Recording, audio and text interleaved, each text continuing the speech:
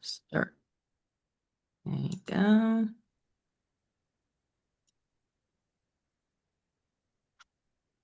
Hello, hello. What's up, everybody? Good afternoon or morning, depending on where you're at, or evening. Or night, yeah. Worldwide. Pia worldwide. Yeah, if you will.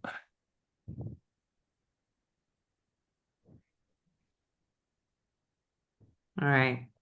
I'll give it another minute to let people come in. I see some familiar names. Hello, y'all. We're gonna go around the room and ask them what they did over the summer. Or their favorite holiday. I'm mad that Yeah. kids don't have to do that anymore. It's a Two nice truths way and to a warm lie, up. everybody. Yeah, there you go.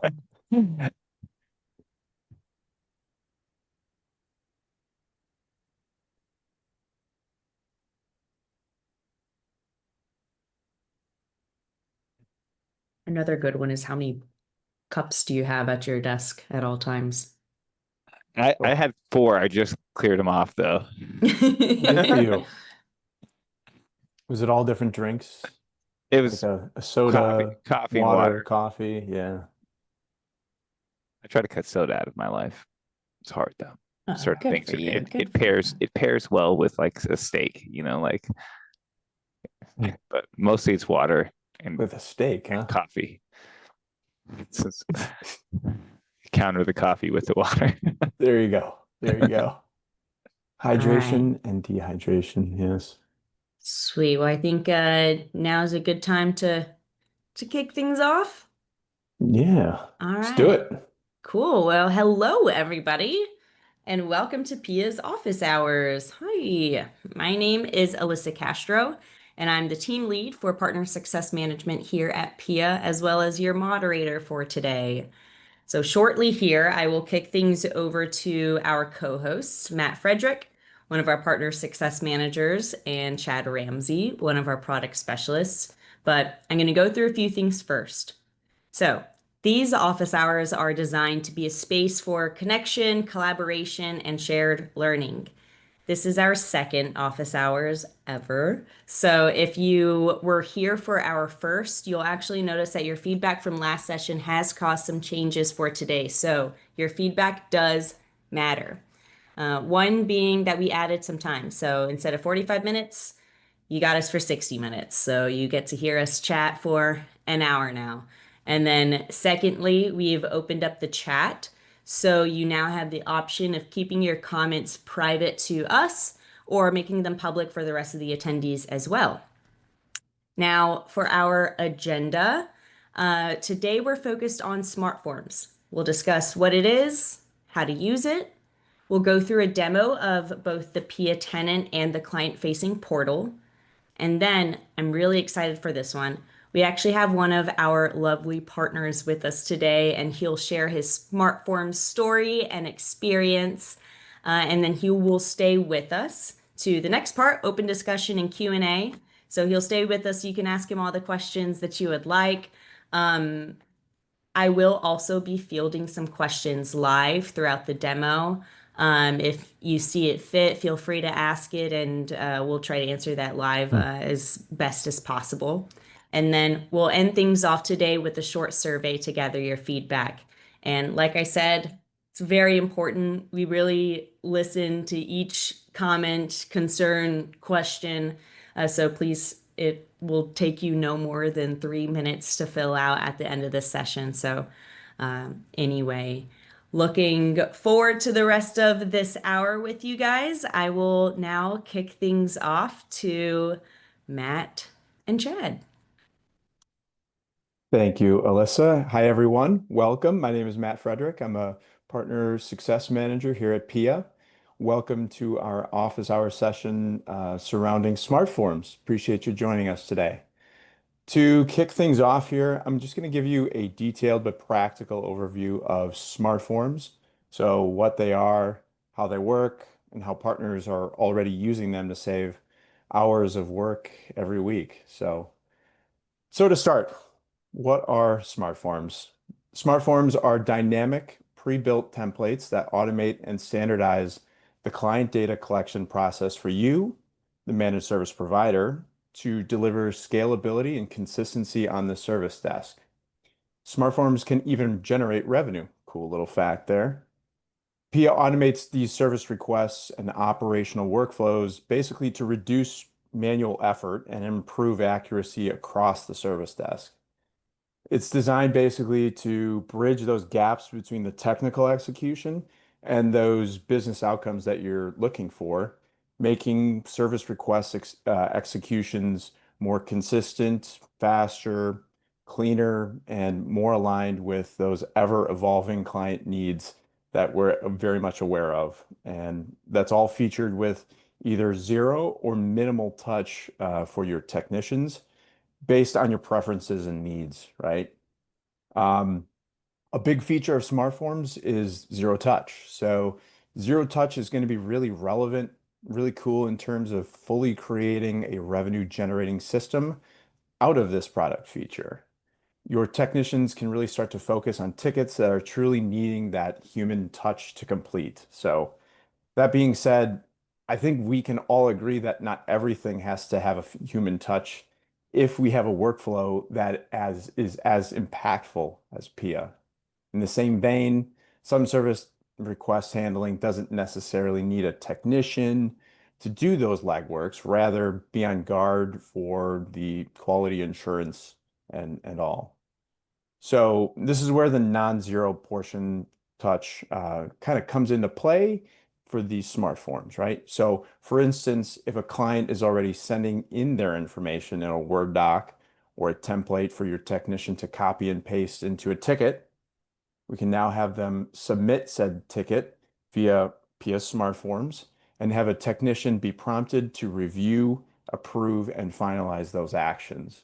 So it's fast, accurate, and scalable. So three really big things there that you're looking for, especially when you're managing high volumes or repeated service requests that you guys see all the time. So to sum it up, smart forms really aren't just forms, and we believe that. They're automation gateways. They cut down on noise, errors, engineer time, all while giving your clients a faster, clearer experience, which we all we all strive for sure. So that's the big picture on smart forms. So with that, I want to give it on over to Chad Ramsey, who will give us a sneak peek of how Pia works with a demo. Sweet. All right. Thank you, Matt. I'm going to share my screen here.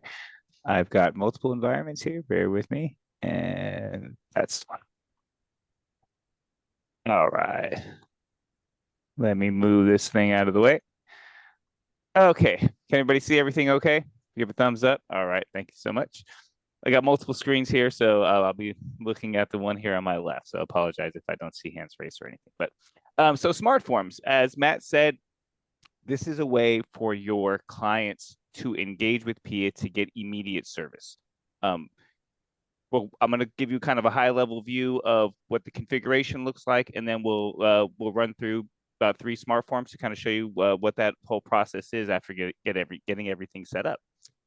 So the first thing is the branding. All of your clients will have access to a portal. You can set your own headline, your own caption, your own primary color, add your own logo, and any intro statement to kind of introduce what smart forms are going to be. And it's kind of important because all of our smart forms are going to have an automation that's associated with it. So like I mentioned at the beginning, once the smart form is submitted, Pia is going to start working on that ticket. Whether you have zero touch mode or not, it's going to get started and get to a point to where either it's going to complete the ticket for you or it's going to wait for your engineer to offer any input in there. So what does that look like when it comes to setting it up? What's the workflow going to look like? So, and this tab is going to be your global workflow. So this is going to be the global defaults that are going to apply to all the smart forms. You can apply these same global defaults to each individual form, so it can kind of bypass the triage board because it's already going to come pre-classified. So these ticketing defaults at the top here, you specify what board, or what queue or what team, depending on the PSA you're using. Then you specify the priority, type, subtype, and item, so that way it comes pre-classified. So that way your dispatcher or anything doesn't have to worry about these. These come preset. Your technicians already know what to do because Pia has already kind of got the ball rolling on it. Then you get down to the automated workflow status. And this is going to be key because this is going to essentially give you, your service manager and the technicians eyes on where the ticket is with the SmartForm. So it starts with the SmartForm request has been initiated. Generally, it's going to be in a new status or in an in progress. Generally speaking, you want that to be a timer that's not ticking. So whatever it is you're waiting on your client, because what happens is when I go to submit a form, it's going to create a ticket first in your ticketing system. It's not going to have any information on it. So you're going to be waiting on that for up to 72 hours. After 72 hours, it will time out automatically. So you want to keep it in a status where your SLA timer is not being taken away, because what if somebody clicks something, walks away, and totally forgets about the SmartForm? Then now your SLA timer is going off the clock, and you don't want that to happen.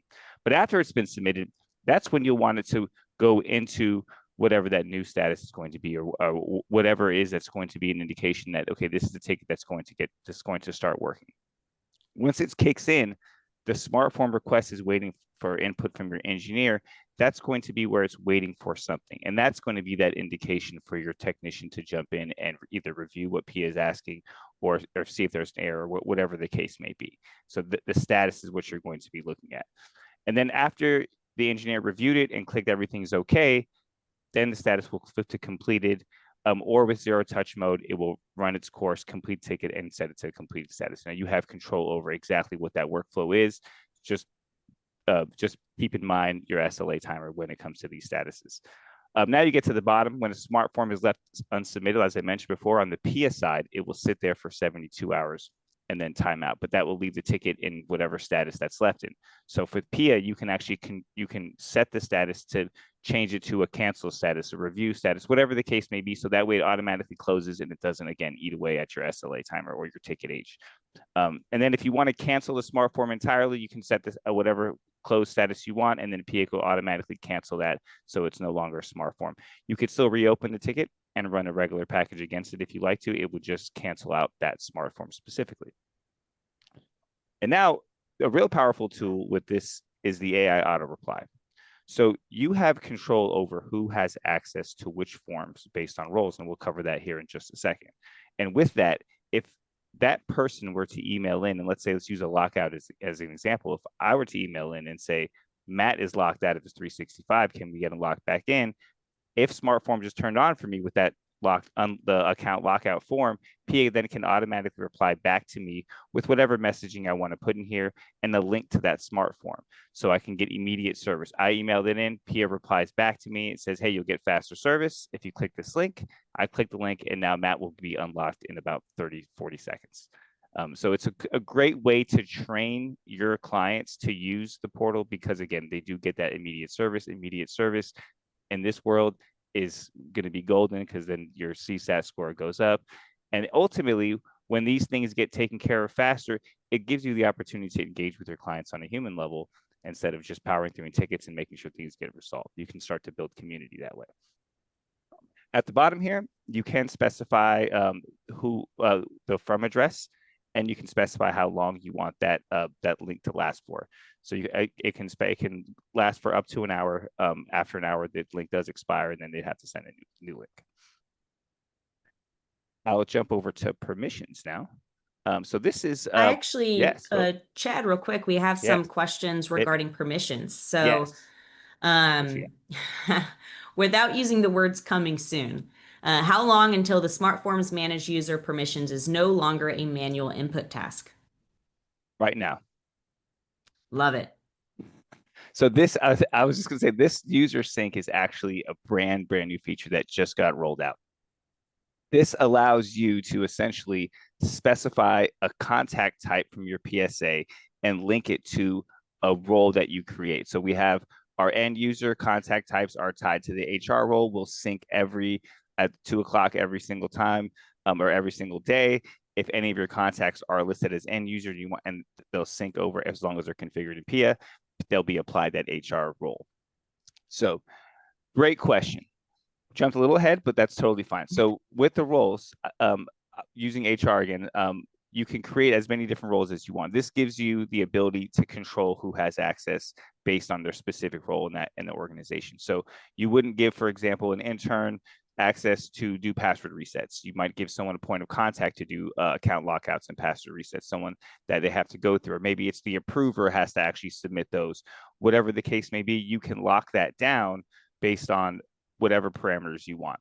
And then again, you can create sync rules to sync based on the contact type. So let's say if I wanted the champion and I want them to have unlock, and then I can specify my date and time here, or my time, and every day at that time, it's going to check, in this instance, ConnectWise, to see if that a new contact has been created with the contact type as champion, and then sync them over and give them the permissions for those roles. So great question. I'm glad you asked that.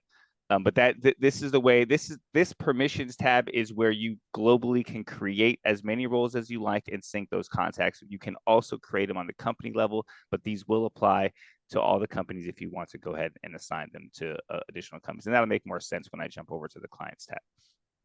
Great question, though. The next one is in, yeah, another question. We actually do have one from the workflow. Can we customize the auto reply to have a different message based on the customer that submitted the ticket? So it will. So the available variables on the right here will actually pull from the requester's name. So whoever, once the ticket gets submitted, Pia analyzes the ticket and we'll see who submitted it, what the ticket's about, and then reply back if there's a smart form that's associated with it to that person who submitted it. So you can absolutely customize the body here and using the variable so it automatically pulls, so you don't have to do a new message every single time. Awesome. Great Thank question. you, Chad. Of course. All right, yeah, I'll let you. The integrations is specifically for Cloud Radial. If you do have a Cloud Radial integration, we do fully integrate with them. Cloud Radial is the only portal that our SmartForms can be embedded into. There's documentation on it, but you turn it on essentially, and then if I jump to forms, oh, it's not saved. It'll allow me to grab the embedded links here for me if I need to. But I'll jump over to clients here. So this is going to be the list view of all the clients that you have within inside of Pia. This is where you're going to turn on SmartForms and then turn on AI auto reply. I can click inside the company here if I want to, if I need to change any configuration, if I notice something was amiss. I can click here to view which forms, or turn on which forms that I want to have this company have access to. So I don't have to give them carte blanche to do whatever they want in the SmartForms. I can turn on, maybe AI auto reply will be turned off for change calendar permissions. It's entirely up to you, or entirely up to the organization on what they feel comfortable with in terms of using AI. But this could be a quick way. So if I was to turn on ABC company, I can click on no forms. I can turn them all on, turn them all off, or configure one at a time. You have the full control over that. The permissions section here is actually, this is where you're going to go ahead and assign those users. So I can sync the user specifically from the organization here, the same way as I did on the previous screen, and then assign them the roles. The roles I create here will apply for this company specifically. The roles under the permissions tab will be a global, where I can apply them to everybody.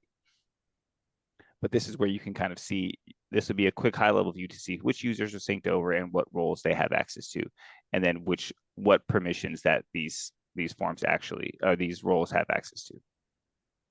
And then lastly, if you want to, from the MSP's perspective, you can click on the portal here, and this will take you to that customer specific portal to see what forms, what it looks like on their side, to kind of get a view of what everything kind of looks like. And lastly is our forms list view. So this will have the list of all of the forms that you have, whether it's custom forms that you created or the predefined ones, they will all be listed here. It will give you the list of enabled clients. As long as they're turned on, I can go ahead and give access to the form, give access from the client to the form from this screen, whereas on the client screen, I give access to the client from the form. It's very confusing. but it's just another way. If let's say if you want to give every client access to account lockouts, I could just quickly do that one shot. Versus on the other screen, I'd have to kind of go down and click several other options. The ticket stamping rules is the same as the workflow, but this is going to be specific for this form. So if I wanted to change this, let's say to in progress, and let's change this one to new, and then click save. Now that's only going to apply to my account locked out.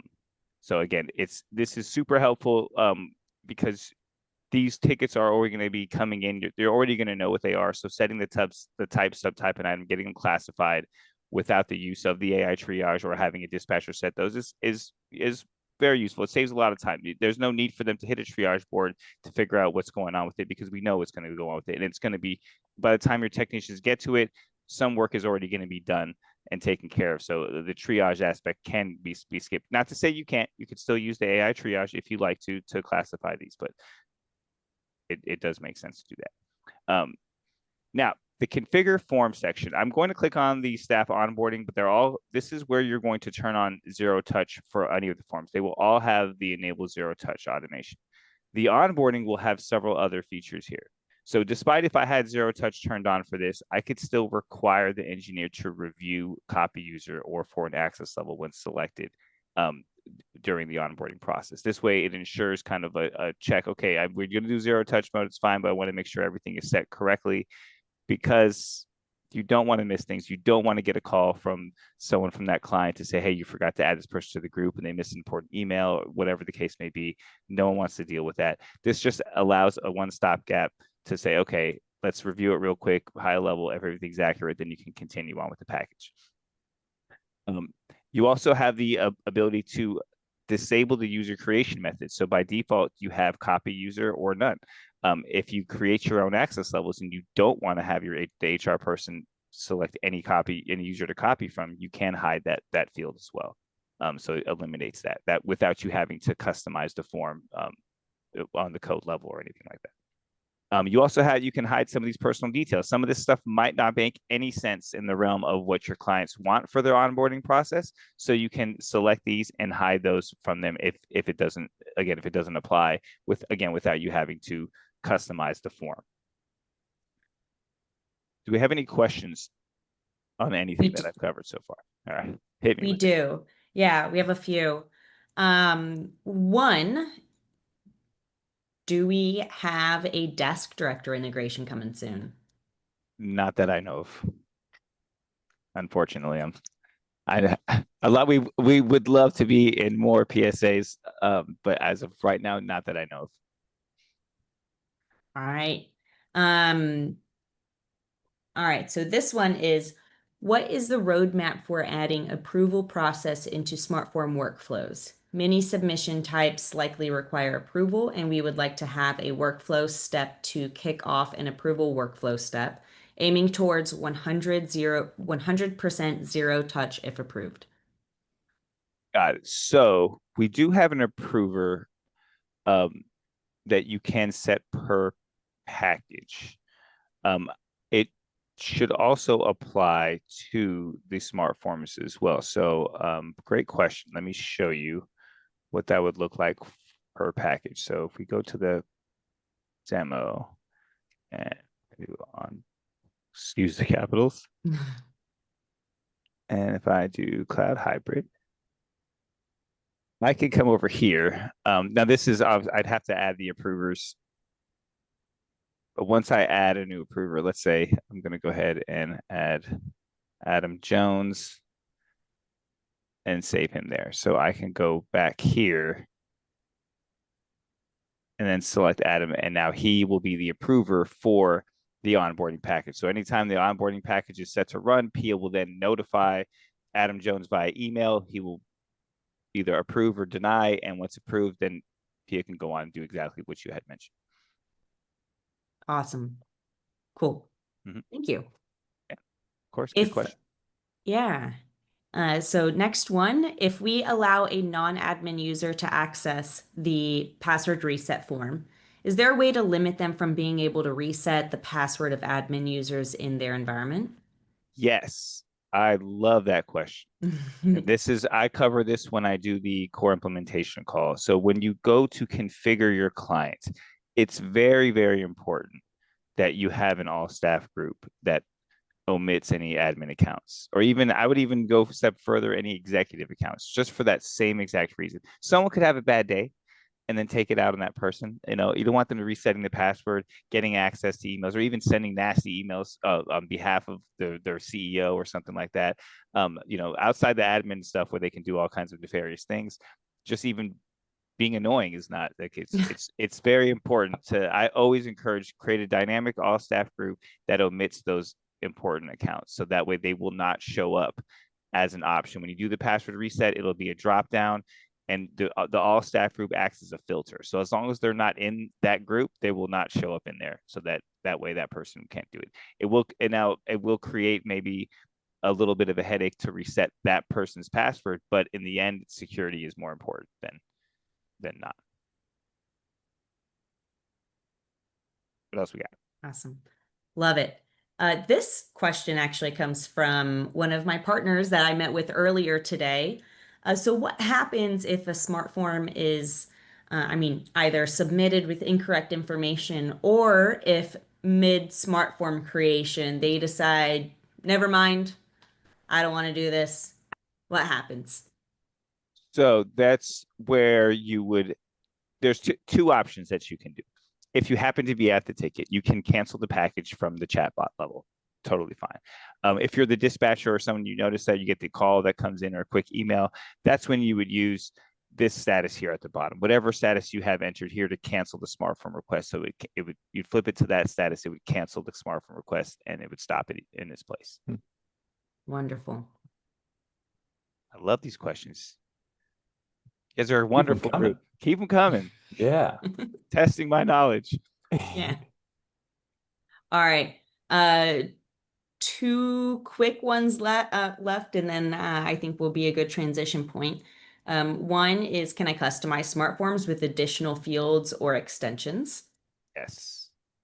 I'm glad you mentioned that, because I love to talk about this. So all of our smart forms and our packages have various extension points on it. And, it's cool. The onboarding package is super powerful. It creates the user for you on the Active Directory side, and 365 side syncs it for you. It's wonderful. But sometimes it's not a one shoe fits all, right? And you do need to customize it. And we definitely recognize that. And you absolutely can add your own extensions, your extension automations at various points in our packages and in our smart forms. You can stack them as much as you want here to really make them your own without you having to maintain the thousands of lines of code it takes for the onboarding and offboarding packages, for example. So absolutely, you can totally come there, customize, you create your own forms, you can append at various points. So if you need to do something before the user is created, you can add it here in the dropdown. Tons of options here. I encourage you, if this is the realm that you're looking into, if you haven't joined the Discord server, because they will immensely help you with building whatever it is that you need to. Our communities in there, our partner base, our CTO, our dev team, everybody's in there. So it's very powerful tool. So the short answer is absolutely, you can totally do that. I gave you the long-winded answer. No, I think that's great. Who wants to see one work though? Ooh. Yeah. Don't everybody raise your hand at once. All right, I'm going to click on open portal here, and that's going to take me to the front end. So this is what your customers would engage with. I'm an admin, so I obviously see all of the forms here, but as we talked about in the permissions, you could limit to what they see depending on the role that they have. I'm going to start with an account lockout since we use that as an example. So I email in, so-and-so was locked out, Pia then replies back to me, and I can click this link to get the account locked out going. So the first thing it does create this ticket. And again, it will sit there until I actually submit the form. So I'll go ahead and choose Adam Jones and then click submit. So this is where now me as the point of contact who has the ability to do this can come in. I'll see this. Okay, got my ticket. Now from the technician standpoint, I'll just go to my service board here. And here it's right here at the top. It's in review form status, which is indicating that now it needs a technician to do something on that.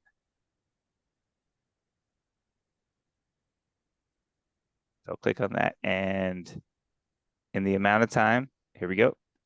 So it changed this so it knew to tell me that it needs me to review the form. And this is exactly what it's asking. The user has requested to unlock the account for Adam Jones.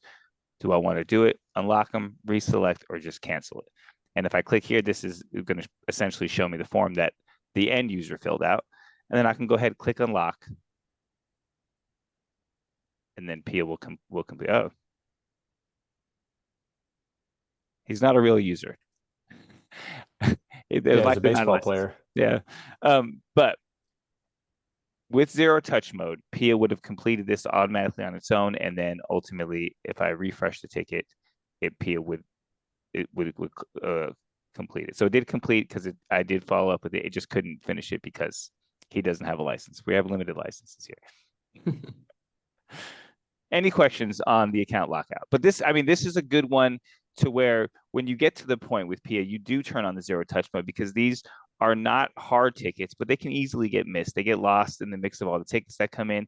And as much as we laugh that sometimes it's not urgent, but there could be, you might have a law office and a person is locked out and they're about to have a court case, they need to get into their computer. That is urgent to them, right? And then having it automated frees up your text time and they get immediate service. Boom. Oh my God, I got in real quick. Everybody, it's a win for everybody. So any questions on that? No, I think if you wanted to show one more execution, I think that would be great. And then we can introduce one of Matt's partners to the group. Yeah, absolutely. I will do the password reset. And this is another one that if my wife was your client, you'd get a lot of these tickets. She gets locked out and has to reset her password often. Whoa. I'll go ahead and choose Aaron here. So I can force the user to change the password next log, and I'll go ahead and click yes. And then I'll go ahead and have it submit. I have a text message in advance. I will show you what it looks like. So I'll click no for now. So we can carry on here, and I'll copy my ticket. And actually, just go back, right?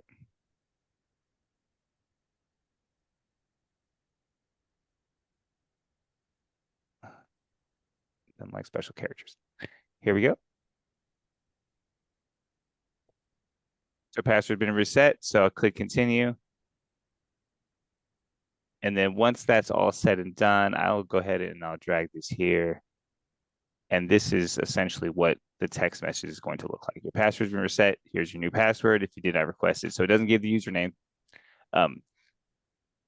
But this is what it would actually look like. So your point of contact could send this to the actual user or can send it to themselves and then go ahead and let the person know however method that they want to do for. Any questions on that? No, sir. All right. Right. Well, then I will stop sharing.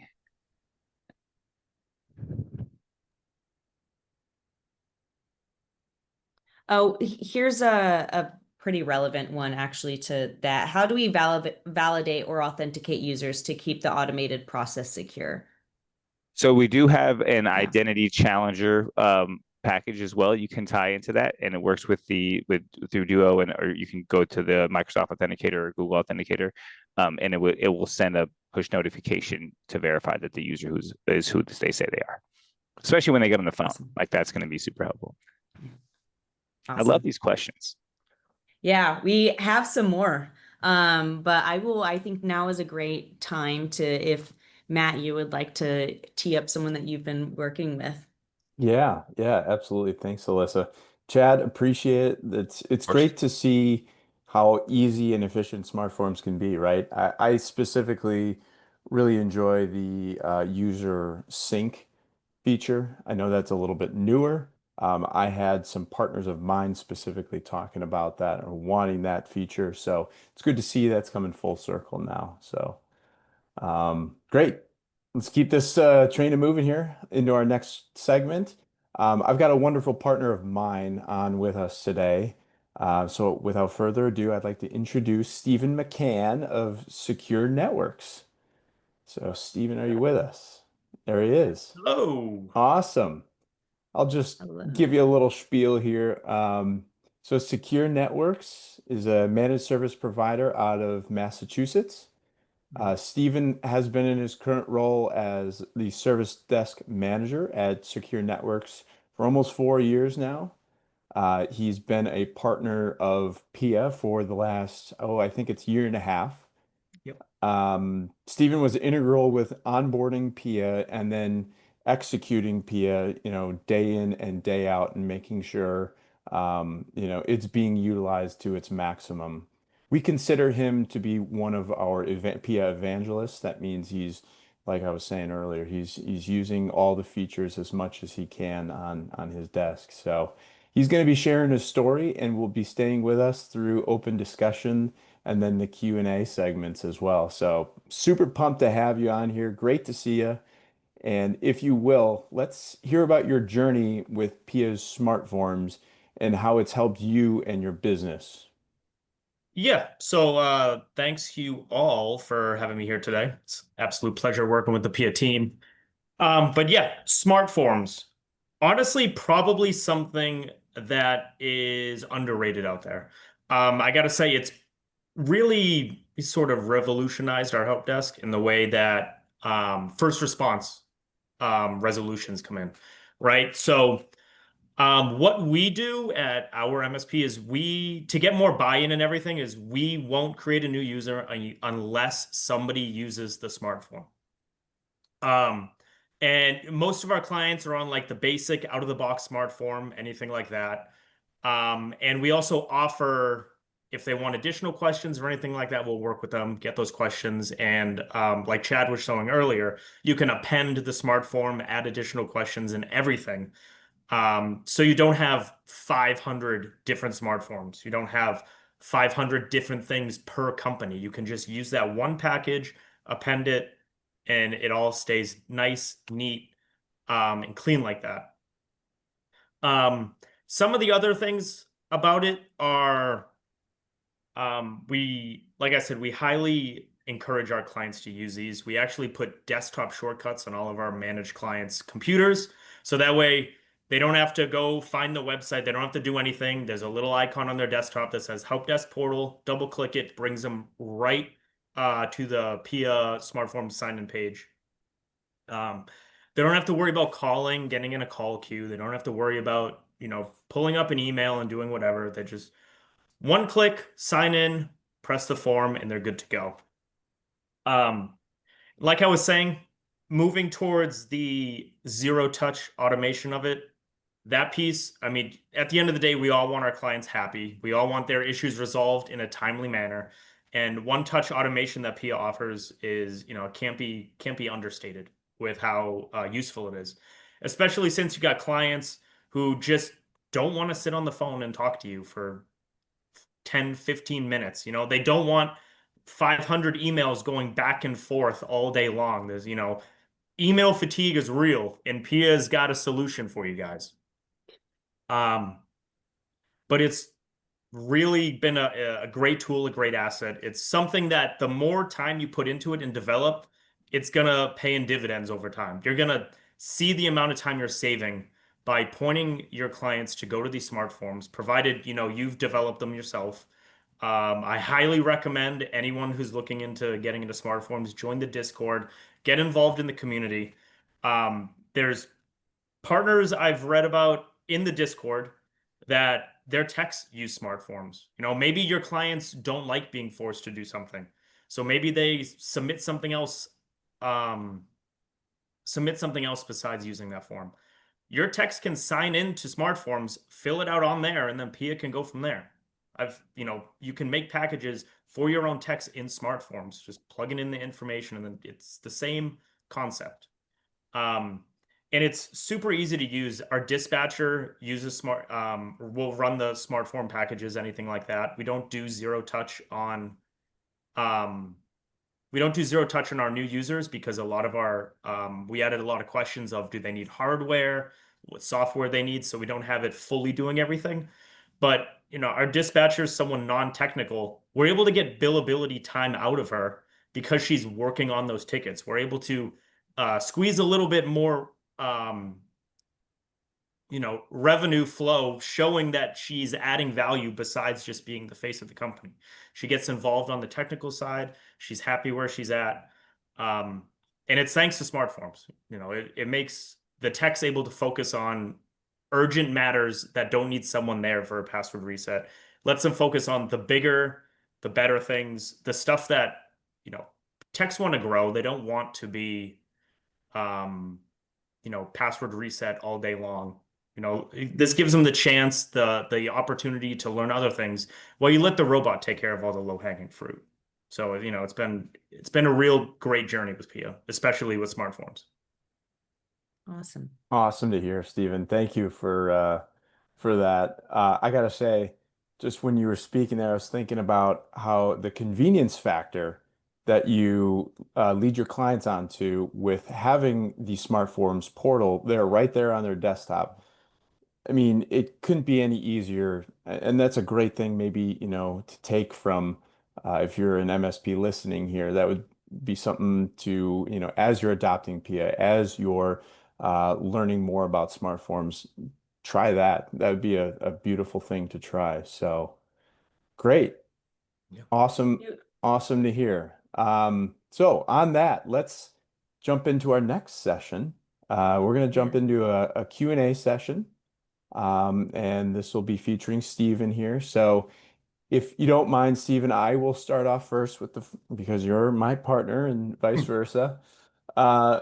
If you don't mind, so what was the implementation of PIA like? Because you kind of spoke about it just now at length, how it's going, but what was the front end of it? Walk us through those steps and give us a feel how the implementation and onboarding process was. Yeah, so it was very easy to get into. You get like a roadmap from Pia, you get your own portal, you can sign in there, comment back and forth with the onboarding team. They really take you through step by step everything. You meet with a technical person. Chad was just onboarding when I was onboarding, so he came in and jumped on some of our meetings. So the technical team there that's gonna run you through Pia and everything, very, very nice guys. Kirk and Thomas were a part of my onboarding. Great guys. Really break everything down for you. I think if you wanted to implement Pia, you could probably see improvement in using on the help desk in about a month time frame, and that's before the onboarding is even over. That's just turning on the basic stuff and just start getting your techs in the habit of running it. Getting the buy-in from the technicians is gonna be the deciding factor in Pia. But the onboarding process, we met through the different milestones. They'll take you through a technical validation, make sure all of your companies are correctly set up to what they need, run through some test stuff on the back end to make sure that everything's flowing correctly. You pretty much have free reign to run any tests you want to run. Like if you wanted to make a fake ticket, run through Pia, you can see everything, how it goes. Again, getting in the Discord during the onboarding, they're there every step of the way. And I think it's something that Pia is easy to get lost in, and it's really good to have a team there that's dedicated to you and will give you the attention you need to make sure you can get the most out of this product. Well said. I have a couple of questions, Stephen, that are open that may relate to you, and Chad, you may be able to help fill in. But the first one is, I really loved what you said about having a shortcut to SmartForms for everyone that you onboard. I think that is a great way to encourage your clients to use SmartForms. Are there any other ways that you have used to encourage your clients to use SmartForms? The other thing is we've started rolling out the AI auto reply that Chad was showing. I can't say like how much more buy-in there is, but I would say the best way to do it is, especially for those new users and terminations, is force your clients to do it. Force them to fill those out, because they'll email in, hey, I need an email for so-and-so. And then it turns into 2 hours of your tech trying to figure out, okay, what position, what permissions does this person need? Do they need a new laptop? Do they need to have delegated access to anything? Well, in the smart form, you go there, most of those questions are already input there from out of the box. So it can be tough, but I think that is probably, by forcing them to do it no matter what. Don't go back on your word because they'll just keep emailing them in. But really kind of guiding them over with a strong hand is going to be the best bet to get the most buy-in for them. So what I'm hearing is hand to stove. I'll admit we didn't do it overnight. It wasn't okay, we're starting on this week. There was a lot of communication of, hey, 2 months from now, this is going to be mandatory. Hey, 1 month from now, this is going to be mandatory. Hey, 2 weeks, keep your clients engaged. Let them know what's coming. Let them know the benefits of, hey, we're getting this new product. It's gonna help you guys get faster responses. You're not going to have to go in a call queue. You're not going to have to email in and just wait for someone to get your ticket. You go here, fill it out, and you'll get all the communication through that. And if you have zero touch response on it, I mean, it's going to show them right then and there the value and how quick it can be. Awesome. Cool. Thank you. Of course. That's good insight. This next one's probably for Chad. Comment question. We have had times where clients submit a new user form request far in advance, and the form times out before the help desk typically would create the user. We only create them 3 days in advance, and the request came in 3 weeks in advance. Can we set the smart form to sit there longer before it expires or times out? So you can. So much like the offboarding package, you can schedule that for later. You can add an extension point to schedule that as well. It would take a little bit of customization. It not too much, but it is possible. By default, no, but you can add a condition in there to add a schedule so they can set that schedule up, and then it can handle the rest from there. Awesome. Cool. Could you also show us how to auto close tickets and /or log time within the PSA? I know Stephen mentioned a bit of this whenever he was talking about his story, and I think it'd be great to see one live. Yes, and I apologize. We have shared environments, so someone messed with my environment. I can get that for you right now. I will show you right. Is it sharing my screen? Yes, sir. Okay. Okay, so as I mentioned, so I'll do the count lockout again. So I have zero touch enabled here under the configuration configure form, and then when I want to do the actual time logging, I would go to the tenant settings, and I can set up time logging per automation, and we're doing count lockout. And there we go, 15 minutes, perfect. Okay, so this is where you set the defaults based on that. When you turn on the, when zero touch mode is turned on, it's gonna enter time on behalf of this user. It would pull from all your users from your ticketing system, and it can apply to all the clients. So let's go ahead and see what that looks like.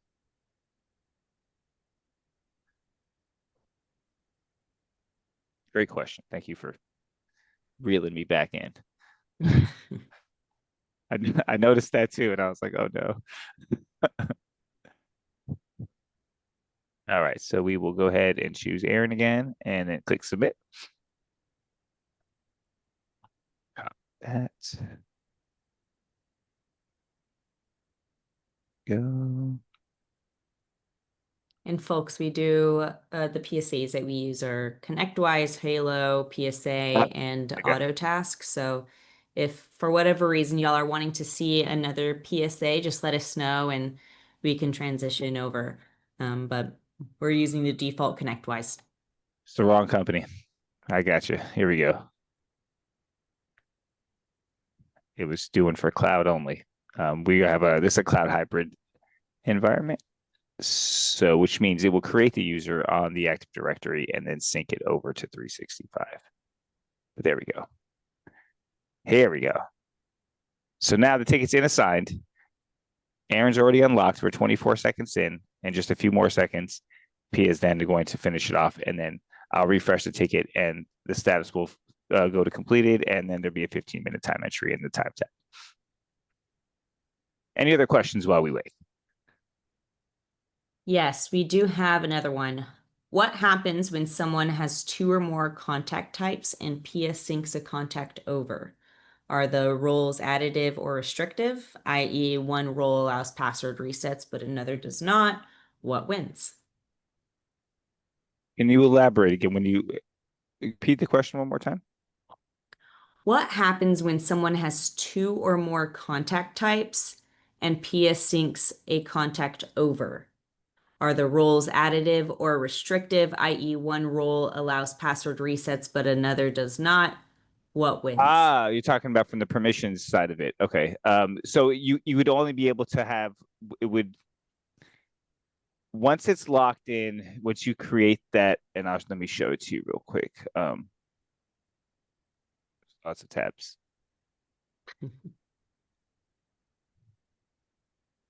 So once I have this rule set for, and I can add different contact types. So if they're in there multiple times, I can't create another rule for end user to apply to a different role. I can have more contact types applied to the same role, but not vice versa. So you wouldn't be able to have the if they're in there multiple times, you would whatever that the contact type is set to will sync over to whatever the role is you have here. So if they have multiple ones in there, they could feasibly be given access to more than what they need to, but that would be something that you'd have to monitor to make sure that that's set up correctly. A follow-up comment was contacts in PSA allow multiple types. Right. So you can do that, but you won't be able to have, though you can set multiple types here. So I can add a whole bunch, and all of these different types will give the HR access as an HR for that role. But I won't, if I create a new role, like for unlock, for example, I wouldn't be able to apply those to the unlock. So you'd have to create something different, a different contact. Thank you. Yeah. So Pia is done with the ticket. I'll refresh here and stayed in the sign, but here's my time entry. And for some reason, my status didn't change, but I wonder what would happen there. I think AI triage messed with it. It's a lot of multiple things going on here, but it did enter the time on behalf, and the setting must have changed, even though we'll take a look at that. We'll troubleshoot in real time here. Any other questions?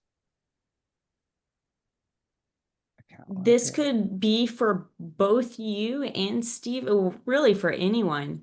I know you talked a bit about going live with clients beforehand. That sounded like maybe before you had them set up for your specific client. This is a twofer.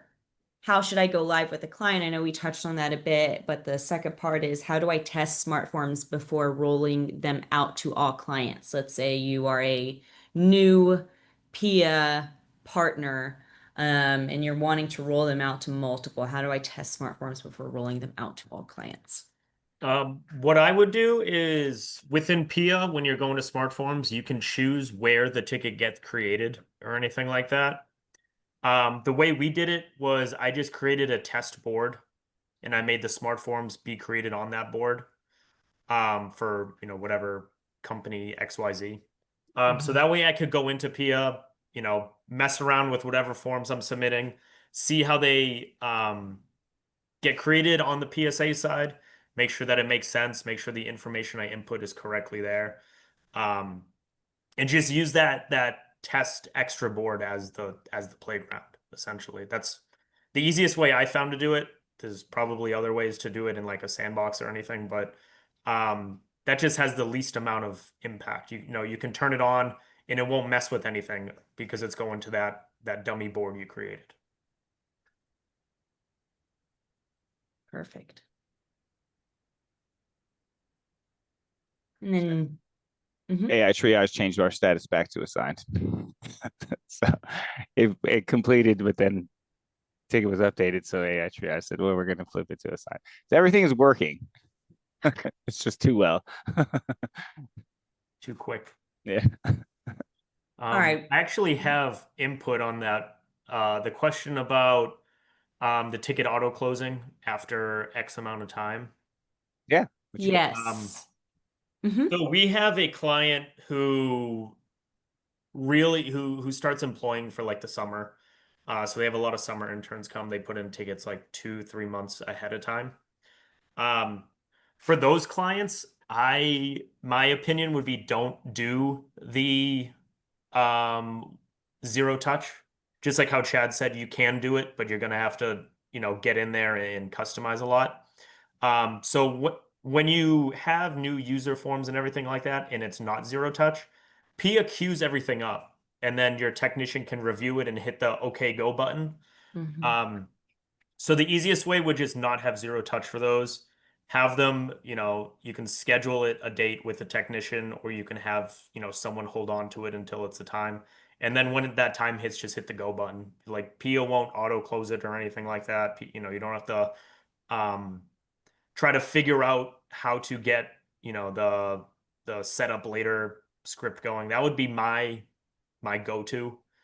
For if you had 15 people come in and you were still trying to work through that, that's how I would go about that. You still have them doing the form, you still have all the information you need.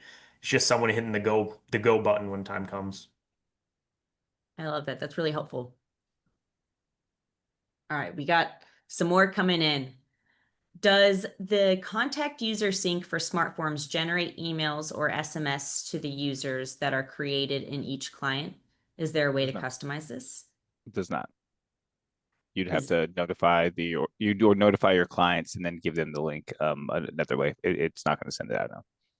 Is there a way to customize that?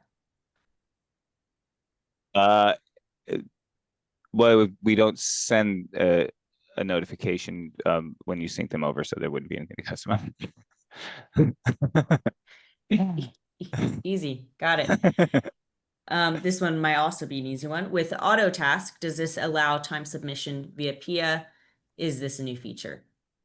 What do you say? Submission. So it's not going to be Pia. It's based on the API user that you create there is allowed to enter time on behalf of one of the technicians. So in the settings that I showed, you would you'd specify the technician so that it would enter time on behalf of that specific person. So it wouldn't be Pia itself, because technically the API members in any PSA is not allowed to enter time. You can't submit a timesheet for it. So it kind of skirts around that by entering time on behalf of Stephen, for example. So that way it can come off the agreement that way. Yeah. Gotcha. And if you wanted to track Pia, we literally made a Pia user that it puts time entry on behalf. And then you can track what it does, everything like that. Smart. That's nice. If an end user does not have access to the SmartForms portal, if an end user who does not have access to the SmartForms portal enters a ticket in our PSA, I would like the AI auto reply to provide specific contact info based on the customer's primary admin for SmartForms. Is this possible through the available variables section? It is not. That the AI auto reply would be just to get the people who have access. So you turn on AI auto reply for that client, you give access to that form. So let's say, Alyssa, I give you access to account lockouts. You email in, AI auto reply will reply to you. If you don't have access, it's just not going to email you to at all. It's just going to act like a normal ticket at that point. It'll still, Pia will still recommend running that package, and it can still go through the approval process, but it's just not going to reply back to you. All right. Perfect. Thank you. Mhm. Are there any last questions before we wrap up for today for our partner, Stephen, who is a fellow SmartForms user and advocate, or for our team here? I will allow a few more questions to let those in, and in the meantime, I will let you all know that we do have some exciting events coming up. So I will actually be at both of these. Thread in Houston, Texas. Thread AI Service Unleashed in Houston, Texas from September 24th to 26th. And then in Miami, Florida for Kaseya DattoCon, October 6th to 8th. So if anyone is going to be joining those, please give us a shout in the chat or feel free to reach out to your partner success manager and we'll get something cool set up for us. All right. One more. Since the SmartForms client experience is Microsoft logins, what happens if the client is premise only or via G Suite? Unfortunately, they will not have access to the SmartForms. Now we do have a new user creation package for G Suite, and when our new automation hub is released somewhere in the future, you'll be able to download additional G Suite packages. But SmartForms, unfortunately, they would not be able to use SmartForms. Cool. Thank you, Chad. Of course. All right, Stephen, any last words to some of your fellow partners in our community? Definitely get to know Pia. It's a lot. It is a whole lot, but you have a huge support team here. Especially if you run into issues with Pia, Tabitha is always there. Always responding to anything I put in if something goes awry. The Discord can't harp on enough. Jump in there. You got other partners who will be like, yeah, I worked on this package. Here's how you do it. And it's a lot more than just what's out of the box. And it's a lot easier to get familiar with everything when you join the communities. You speak up, book those times with the technical side like Chad, Kirk, Thomas, and yeah, you can do almost anything with it. It's great. It's a huge asset.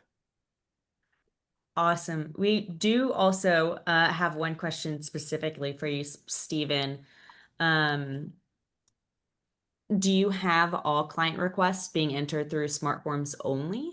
If so, do you handle this with the IT help request form, custom forms, or both? So we don't the only requests we force through SmartForms are the onboardings and offboardings.